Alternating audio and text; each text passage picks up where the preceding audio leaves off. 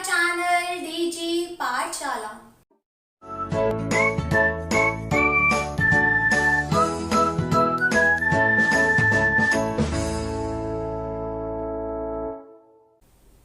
Guys, आज की video का टॉपिक है blood transfusion and blood group. तो गाइस, इस वीडियो में मैं आप लोगों को बताने वाली हूँ कि ब्लड ट्रांसफ्यूजन क्या होता है और कौन कौन से टाइप के ब्लड ग्रुप होते हैं और कौन से ब्लड ग्रुप का पर्सन कौन से ब्लड ग्रुप के पर्सन को ब्लड डोनेट कर सकता है। तो चलिए स्टार्ट करते हैं।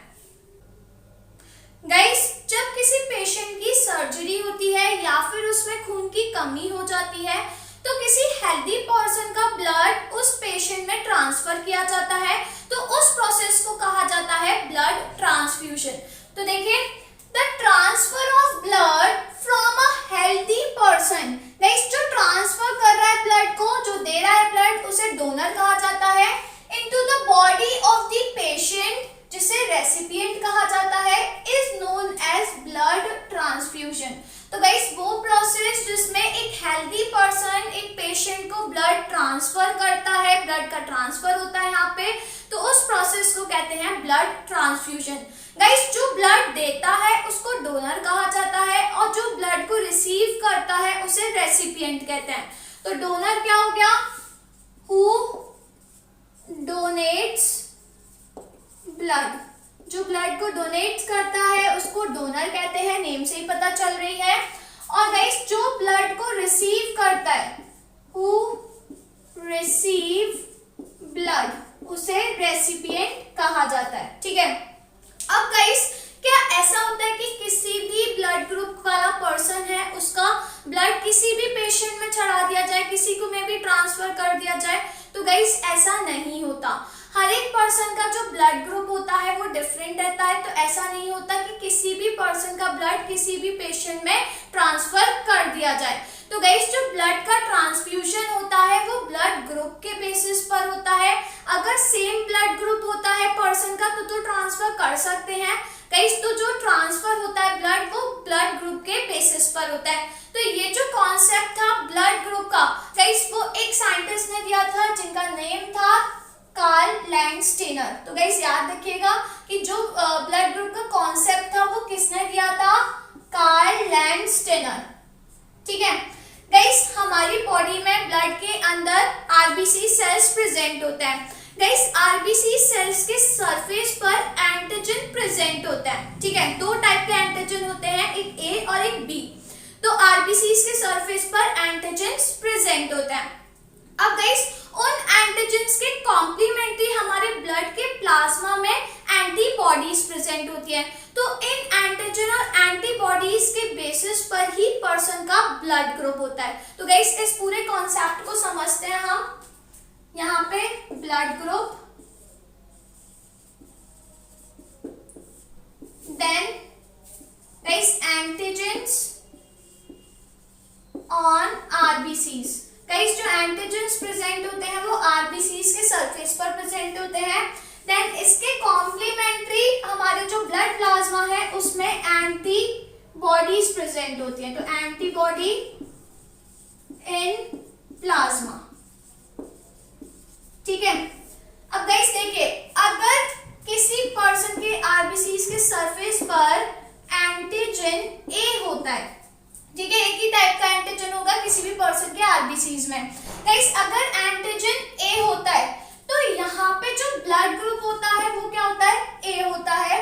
अब इसके अगेंस्ट जो प्लाज्मा है उसमें जो एंटीबॉडी होती है वो एंटी बी होती है। ठीक है, इसके कॉम्प्लीमेंट्री होती है। अगर एंटीजन ए है तो प्लाज्मा में जो एंटीबॉडी होगी वो एंटी बी होगी, और जो ब्लड ग्रुप होता है वो एंटीजन के बेसिस पर होता है। एंटीजन ए है तो ब्लड ग्रुप ए। ठीक है गाइस, जो सेकंड एंटीजन होता है वो होता है बी।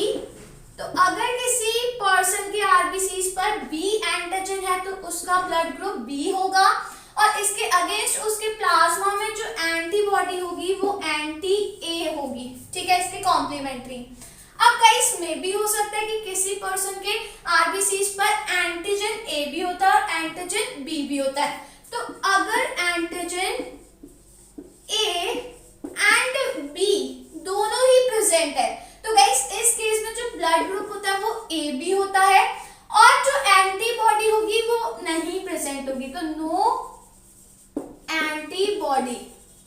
रखिए कि अगर आरबीसीज पर एंटीजन ए भी है और बी भी है तो उसमें एंटीबॉडी प्रेजेंट नहीं होगी प्लाज्मा में, और जो ब्लड ग्रुप होगा वो क्या होगा, ए बी होगा। और गाइस अगर नो एंटीजन, अगर एंटीजन प्रेजेंट ही नहीं है तो इस केस में जो ब्लड ग्रुप होता है वो ओ होता है, और इसके अगेंस्ट जो एंटीबॉडी होगी वो anti A and anti B दोनों होगी। ठीक है, तो गाइस ये कॉन्सेप्ट होता है। तो जो ब्लड ग्रुप होता है वो किसके बेसिस पर होता है, एंटीजन के बेसिस पर। अगर एंटीजन ए है तो ब्लड ग्रुप ए, बी है तो बी, ए और बी दोनों है तो ए बी ब्लड ग्रुप, और अगर एक भी एंटीजन नहीं है तो ओ ब्लड ग्रुप। तो गाइस मेनली जो एंटीजन होते हैं वो दो टाइप के होते हैं, एक ए और एक बी। अब हर एक पर्सन में डिफरेंट केस हो सकता है, किसी में सिर्फ ए एंटीजन होता है, किसी में बी होता है, किसी में ए बी दोनों ही होते हैं तो इस वजह से उनका ब्लड ग्रुप ए बी रहता है, और किसी में नहीं होता तो ब्लड ग्रुप ओ होता है। अब गाइस इसके कॉम्प्लीमेंट्री जो प्लाज्मा होता है उसमें एंटीबॉडी प्रेजेंट होती है। अगर एंटीजन ए है तो एंटी बी प्रेजेंट होगी, एंटीजन बी है तो एंटीबॉडी एंटी ए होगी। अगर दोनों ही एंटीजन है तो एंटीबॉडी होगी नहीं, और अगर एंटीजन नहीं है तो एंटीबॉडी ए और बी दोनों होगी। ठीक है, तो गाइस ये कॉन्सेप्ट होता है, इसको याद रखिएगा। अब गाइस ब्लड ग्रुप कैसे निकालेंगे, अब हमें कैसे पता चलेगा कि कौन सा पर्सन किसको ब्लड ग्रुप डोनेट कर सकता है। तो गाइस इस बेसिस पर दो सिस्टम आते हैं मेनली, वैसे तो बहुत सारे सिस्टम होते हैं ब्लड ग्रुप के बेसिस पर मेन दो सिस्टम हम पढ़ते हैं यहाँ पर। एक होता है एबीओ सिस्टम और एक होता है आरएच सिस्टम। तो गाइस वो सिस्टम हम समझने वाले हैं, बट उससे पहले इसको नोट कर लीजिए।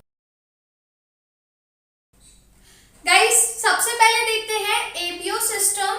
तो गाइस इस सिस्टम के थ्रू हम पता लगा सकते हैं कि कौन से ब्लड ग्रुप का पर्सन कौन से ब्लड ग्रुप के पर्सन को ब्लड डोनेट कर सकता है। ठीक है, तो गाइस यहाँ पे हम एक सिंपल कॉन्सेप्ट बनाते हैं, चार्ट बनाते हैं, उसके थ्रू हमें पता लग जाएगा कि कौन सा किसको डोनेट कर सकता है। गाइस यहाँ पे हमने लिखा ओ ब्लड ग्रुप, यहाँ हमने लिखा A blood group, B and A B.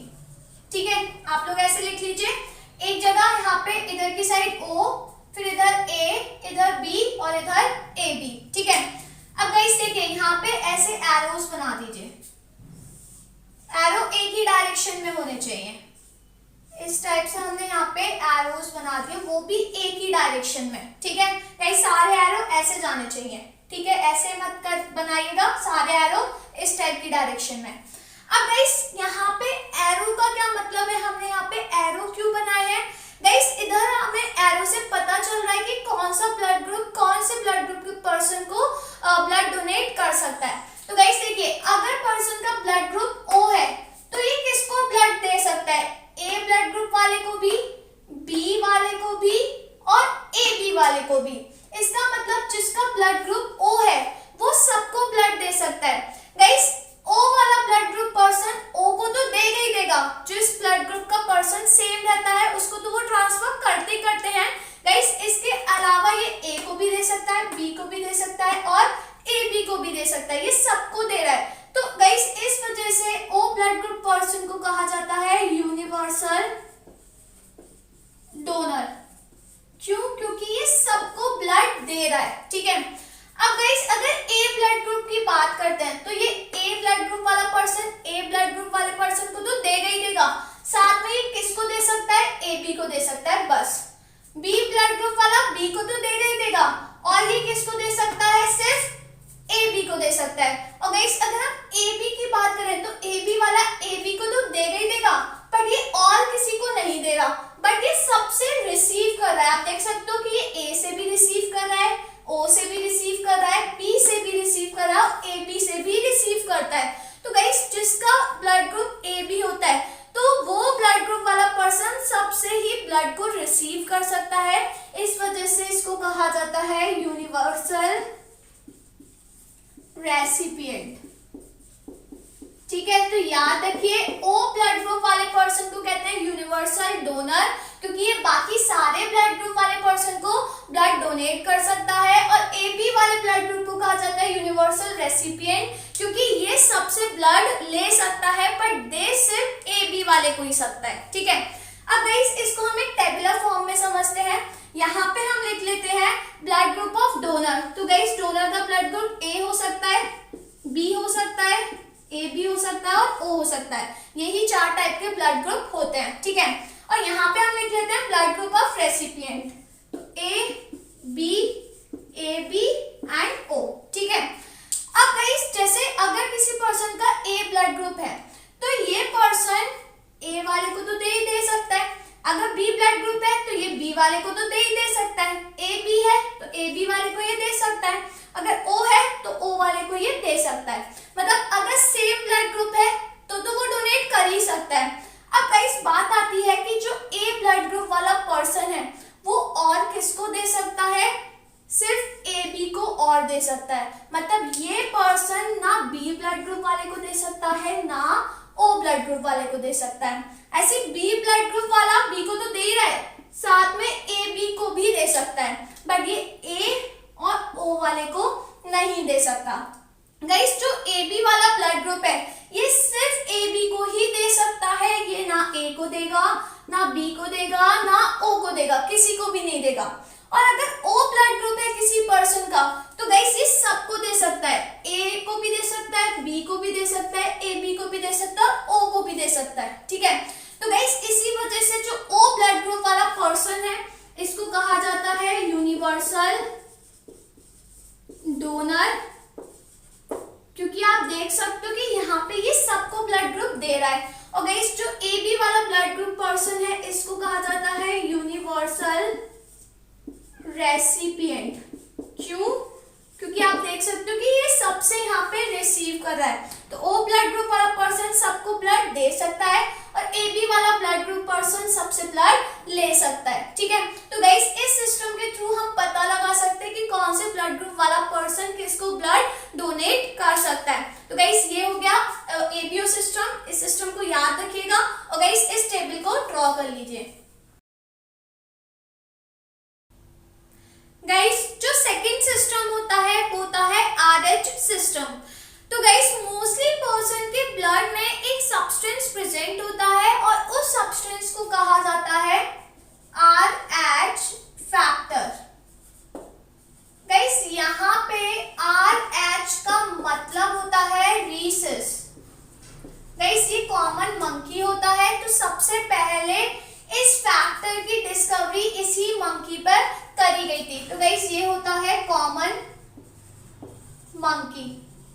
तो सबसे पहले ये जो सब्सटेंस था, ये जो फैक्टर था, ये इसी मंकी पर डिस्कवर हुआ था, तो इसी वजह से उसके नेम पर इसका नेम रख दिया। तो गाइस फिर बाद में ये पता चला कि ये जो फैक्टर होता है ये कुछ पर्सन्स के ब्लड में भी मिलता है। अब ऐसा नहीं है कि सभी पर्सन के ब्लड में मिलता है, बट गाइस मोस्टली पर्सन के ब्लड में ये सब्सटेंस प्रेजेंट होता है और इस सब्सटेंस को कहा जाता है आरएच फैक्टर। गाइस अगर ये आरएच फैक्टर प्रेजेंट होता है, अगर ये प्रेजेंट होता है तो देन उस पर्सन को कहा जाता है आरएच पॉजिटिव। गाइस इसको हम सिंपल आरएच पॉजिटिव ऐसे भी डिनोट करते हैं, ठीक है। और गाइस अगर प्रेजेंट नहीं होता किसी पर्सन के ब्लड में तो उसको कहा जाता है आरएच नेगेटिव। अब गाइस मान के चलिए कि ये जो आरएच पॉजिटिव पर्सन है इसने अपना ब्लड दिया, ट्रांसफर किया किसमें, आरएच नेगेटिव में, जिसको हम आरएच नेगेटिव ऐसे भी डिनोट करते हैं। गाइस इस पर्सन में RH factor is not present, इसके ब्लड में आरएच फैक्टर प्रेजेंट नहीं है, ठीक है। तो गाइस अगर आरएच पॉजिटिव ने ब्लड दिया किसको, आरएच नेगेटिव को, अब इसके ब्लड में तो ये फैक्टर प्रेजेंट है, ये सब्सटेंस प्रेजेंट है, बट इसके ब्लड में ये सब्सटेंस प्रेजेंट नहीं है। तो गाइस यहाँ पे क्या होगा कि अगर एक बार ट्रांसफ्यूजन होता है, जब इसका पॉजिटिव वाले का ब्लड नेगेटिव को छोड़ता है, तो गाइस यहाँ पे क्या होगा, ये जो पर्सन का ब्लड है इसके ब्लड के अंदर एंटीबॉडी क्रिएट हो जाएगी फॉर आरएच फैक्टर।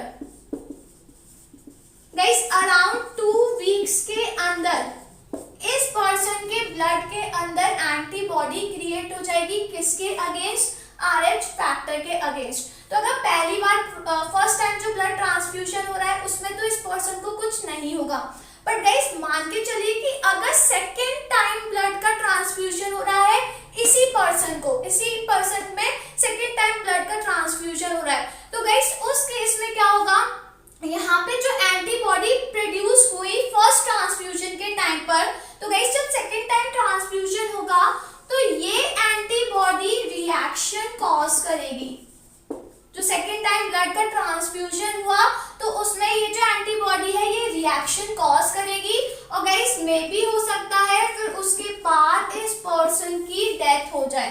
ठीक है, तो इसी वजह से अगर किसी का ब्लड ग्रुप RH पॉजिटिव है तो RH पॉजिटिव को ही ब्लड ट्रांसफर करना चाहिए, RH नेगेटिव को नहीं करना चाहिए, क्योंकि गाइस उस RH नेगेटिव पर्सन में जो ब्लड है उसमें एंटीबॉडी क्रिएट हो जाएगी RH फैक्टर के अगेंस्ट। तो फर्स्ट ट्रांसफ्यूजन में तो ऐसा कुछ नहीं होगा, बट जब सेकेंड टाइम इसी पर्सन में ब्लड का ट्रांसफ्यूजन होगा तो उस केस में ये जो एंटीबॉडी है ये रिएक्शन कॉज करेगी, जिसकी वजह से इस पर्सन की डेथ भी हो सकती है, क्योंकि ये जो पर्सन हो जाएगा ये बहुत सेंसिटिव हो जाएगा उस केस में, तो इसकी डेथ हो सकती है। ठीक है, तो ये चीज याद रखिएगा कि अगर RH पॉजिटिव पर्सन है तो वो किसको ब्लड डोनेट करे, सिर्फ RH पॉजिटिव को ही, और अगर RH नेगेटिव है तो वो RH नेगेटिव को ही करे। तो गाइस जब ब्लड का ट्रांसफ्यूजन किया जाता है तो ब्लड ग्रुप के साथ साथ ये जो RH फैक्टर है इसको भी चेक किया जाता है कि ये फैक्टर प्रेजेंट है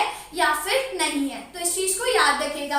अब गाइस ये जो RH फैक्टर होता है ये प्रेगनेंसी केस के लिए भी बहुत ज्यादा जरूरी होता है। अब गाइस मान के चलिए मदर एंड फादर,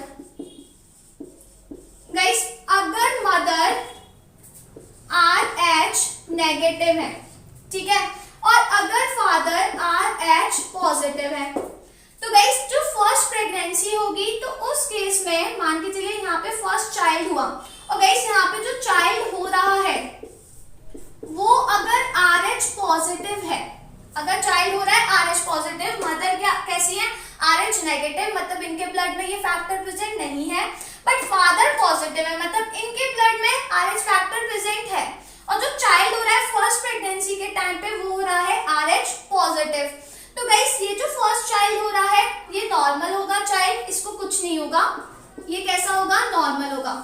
ठीक है, पर गाइस अगर सेकेंड प्रेगनेंसी होती है, ये तो फर्स्ट हो रहा है फर्स्ट टाइम पर मान के चलिए कि सेकेंड चाइल्ड हो रहा है, सेकेंड प्रेगनेंसी हो रही है, तो गाइस ये जो सेकेंड चाइल्ड हो रहा है ये मे भी हो सकता है कि इस चाइल्ड की डेथ हो जाए, मे बी चांसेस है कि इस चाइल्ड की डेथ हो जाए। गाइस ऐसा क्यों होता है, क्योंकि फर्स्ट टाइम में ये जो चाइल्ड हो रहा है ये नॉर्मल है, पर गाइस सेकेंड टाइम पे जो मदर होंगी वो बहुत ज्यादा सेंसिटिव हो जाएंगी, उस केस में ये जो चाइल्ड हो रहा है ये भी बहुत ज्यादा सेंसिटिव हो जाएगा, क्योंकि दोनों का जो ब्लड है वो डिफरेंट है, इसमें फैक्टर प्रेजेंट नहीं है, इसमें फैक्टर प्रेजेंट है, तो मे भी हो सकता है कि इस चाइल्ड की डेथ हो जाए और अबॉर्शन के चांसेस बढ़ जाते हैं। ठीक है, तो ये जो फैक्टर होता है ये प्रेगनेंसी के लिए भी बहुत ज्यादा जरूरी होता है, तो इस चीज को याद रखिएगा। तो गाइस ये हो गया RH सिस्टम। तो इस सिस्टम के थ्रू अगर ब्लड का ट्रांसफ्यूजन होता है तो ब्लड ग्रुप के साथ साथ ये भी चेक करा जाता है कि वो पर्सन RH पॉजिटिव है या RH नेगेटिव है। अगर RH पॉजिटिव होता है तो उसके ब्लड में एक सब्सटेंस प्रेजेंट होता है जिसको RH फैक्टर कहा जाता है, और अगर नेगेटिव होता है तो उस पर्सन के ब्लड में वो सब्सटेंस प्रेजेंट नहीं होता। तो मेनली अगर ब्लड ट्रांसफ्यूजन हो रहा है तो RH पॉजिटिव वाला RH पॉजिटिव को ही ब्लड दे और RH नेगेटिव वाला RH नेगेटिव को ही दे। ठीक है, तो गाइस इस चीज को याद रखिएगा और इसको नोट कर लीजिए। गाइस अगर आपको ये वीडियो पसंद आई हो तो वीडियो को लाइक करिए, अपने फ्रेंड्स के साथ शेयर करिए, और अगर आपने अभी तक मेरा चैनल सब्सक्राइब नहीं करा है तो फटाफट से चैनल को सब्सक्राइब करिए। तो अब मैं आपसे मिलती हूँ मेरी अपकमिंग वीडियो में एक नए टॉपिक के साथ, तब तक बने रहिए मेरे साथ, और हाँ मेरे साथ बायोकेमिस्ट्री पढ़ते रहो ना, and be safe from corona.